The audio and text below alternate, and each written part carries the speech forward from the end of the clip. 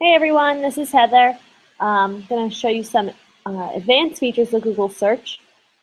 Screen sharing with you through Google Hangouts on Air. So if you haven't used it, it's a really great tool. The great thing about screen sharing is that you don't have to see my face, which makes me feel a little bit better. So nowadays, so many people will ask a question and we always get the response, Google it. Just Google it.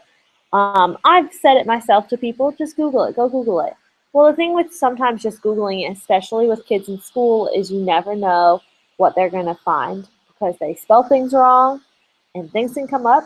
I know last year I had a student in second grade who was doing a project on dancers, and I had them go on the internet to find a picture for their presentation, and she typed in dancer, totally innocent, and her image result, she had a bunch of ballerinas, but she also got one that was not a ballerina, just a different kind of dancer that wasn't appropriate, and I really wish I would have done a better job of teaching them these advanced search tools to avoid that sort of situation happening from in my class. So now I feel like it's my job to make sure I share this can do it. So a lot of people go to Google.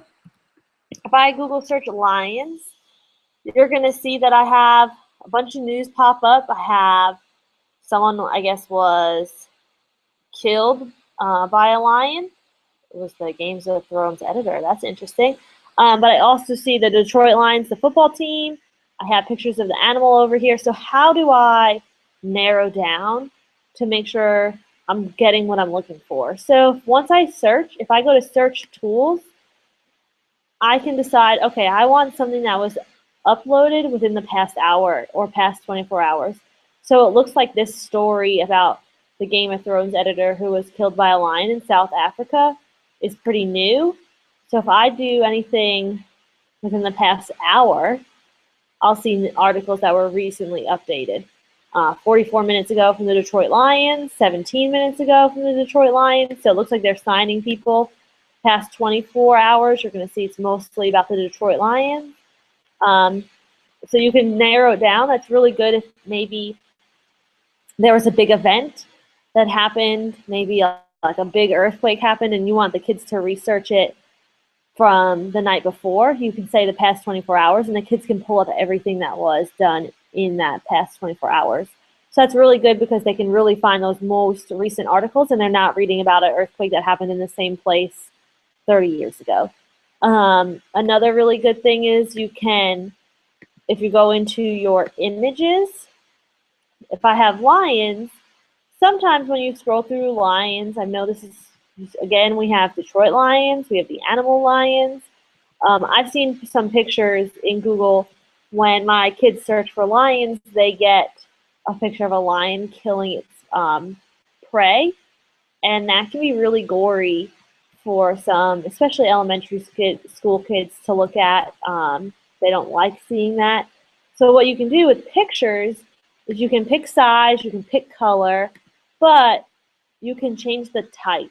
So if you choose clip art, you get more of those animated, kid-friendly looking lions that they could put into a project. So that's really good, especially for my K1-2 kids. I definitely would have done this last year, had them go this way to search instead of having them free search. But the other big thing on here is I'm going to do anytime just so I can see more pictures. So those are all my clip art lions that have been uploaded anytime within Google, but I can change my usage rights. I feel like sometimes we're talking to a brick wall when we talk to kids about copyright, and it's really important, but it's something that they don't really get sometimes. I feel they don't understand that they're stealing someone else's work that they don't have the permission to steal. So if you're in here for your search tools, you can also do labeled for reuse. And now your lines results are ones that you can use, and these are clip art. So I did clip art labeled for reuse. It really shrinks the amount of results they have. So you have some kids who are going to sit through 15 pages looking for a lion. This is all on one page. So that's really nice because it condenses the amount of results of what they're looking for. So it really does help them instead of just sitting on Google searching through pages and pages and pages, and you ask them what they're doing, and they're like, I'm looking for the best picture. If you did something like this, it would really narrow that down. So that's some of the nice things about search tools. So you can do your usage rights, your type, size, if the pictures are on to be too big, and you can also pick when something might have been updated. So it's just a really nice thing. If you're doing something with history and time, you could do a custom range and pick, maybe you want to have them research the Miracle on Ice when we beat Russia in hockey. They could look up those date ranges and find things that were posted from that time, or I guess we really uploaded from that time.